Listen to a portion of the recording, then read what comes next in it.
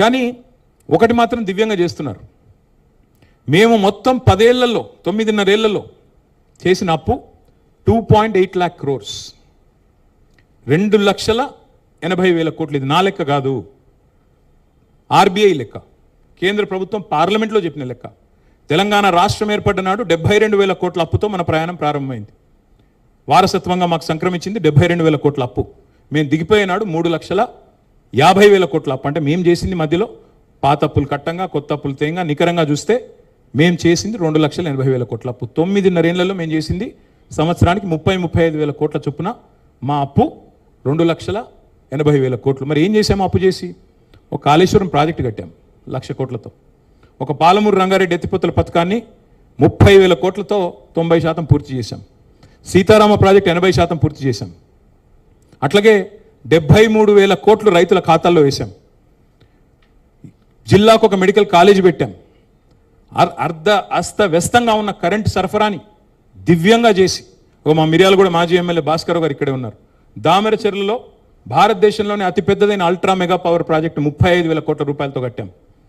ఏం చేశారు కేసీఆర్ అప్పు చేసి అంటే 15 లక్షల మంది ఆడపిల్లల పెళ్లిళ్ళు చేశారు, కళ్యాణ లక్ష్మి షాదీ ముబారక్ ఇచ్చి.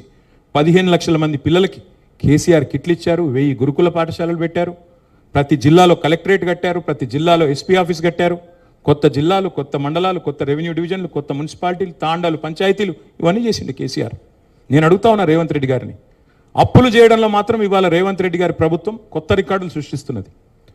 50% టైం అయింది రేవంత్ రెడ్డి గారి ప్రభుత్వానికి. 4 లక్షల కోట్ల అప్పు చేసింది ఇప్పటికి.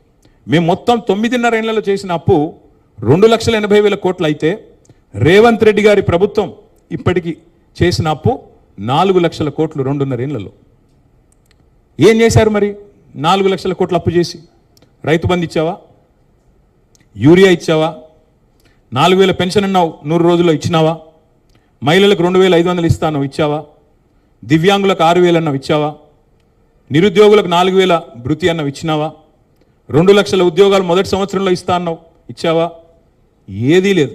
ఇంకోటి ఇంకా విచిత్రమైన విషయం, అప్పులు బ్రహ్మాండంగా చేస్తున్నారు, రెండో వైపు పరిమితికి మీరి అప్పులు చేస్తున్నారు. ఇంకా విచిత్రమైన విషయం, ల్యాండ్ ఆక్షన్లు బ్రహ్మాండంగా జరుగుతున్నాయని ప్రకటనలు. 234 కోట్లకు 35 కోట్లకు ఎకరం పోయిందని చెప్తున్నారు. మరి ఆ డబ్బులన్నీ ఎక్కడ పోతున్నాయి? ఆ డబ్బులతో ఎందుకు నువ్వు చెప్పిన గ్యారంటీలు, 420 హామీలు, 13 డిక్లరేషన్లు ఎందుకు అమలు చేయవు? ఎక్కడ పోతున్నాయి డబ్బులన్నీ? 4 లక్షల కోట్ల డబ్బులు. ఉద్యోగులకు పిఆర్సీ ఇవ్వవు, పెన్షనర్లకు రిటైర్మెంట్ బెనిఫిట్లు ఇవ్వవు, పోనీ మా జర్నలిస్టులకు ఇంటి స్థలాలు ఇవ్వవు. అన్నీ నువ్వే కదా ఇచ్చిన హామీలు. ఏది అమలు చేయలేదు ఇప్పటివరకు. ఏ ఒక్కటి మీరు ఇచ్చింది 420 హామీల్లో. ఇవాళ ఈ రోజుకి మీరు చూస్తే, అప్పుల పరంగా చూస్తే, ఈ ఏడాది లక్ష్యం తెలంగాణ ప్రభుత్వం 55,000 కోట్ల అప్పు. కానీ ఇప్పటికే 78,000 కోట్లు తెచ్చారు. అంటే 23,000 కోట్లు ఎక్స్ట్రా అప్పు తెచ్చారు ఆల్రెడీ. ఇది న్యాయ లెక్కలు కాదు. మీరు కావాలంటే దీన్ని నన్ను, you can hold me to scrutiny, you can call any of the financial experts, మీరు పిలవండి, నేను కూడా వస్తాను. ఇవన్నీ కూడా కాగ్ ఆడిటెడ్ లెక్కలు. ఇంకా దరిద్రమైన పరిస్థితి ఏంటంటే, నాకు ఇక్కడ కాగ్ది కూడా సమాచారం ఉంది, మీకు ఇస్తాను కావాలంటే. I leave the entire set with press club, I can cross check me. ఎంత పచ్చి అబద్ధాలు ముఖ్యమంత్రి డిప్యూటీ సీఎం చెప్తున్నారంటే, మీరు తెచ్చిన అప్పుకు మిత్తిలు కట్టడానికి సరిపోతుంది అంటాడు.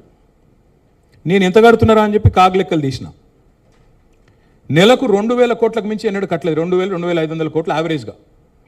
కానీ చెప్పేది ఎట్లా చెప్తున్నారు? నెలకు 6,000 కోట్లు. థ్యాంక్ యూ రమేష్ భాయ్. నెలకు 6,000 కోట్లు అని అబద్ధాలు, పచ్చి అబద్ధాలు. 6,500 కోట్లని కాగి చెప్పేది ఒకటి, ఈ కాకి లెక్కలు ఒకటి, వీళ్ళవి కాంగ్రెస్ లెక్కలు ఒకటి. ఇంకా నేను చెప్పాలంటే చాలా ఉంది, కానీ నేను ఎక్కువ ఇంకా ఈ లెక్కల జోలికి పోను. కానీ ఒకటి మాత్రం పక్కా, ఇవాళ తెలంగాణకి మళ్ళీ ముప్పు పొంచి ఉంది.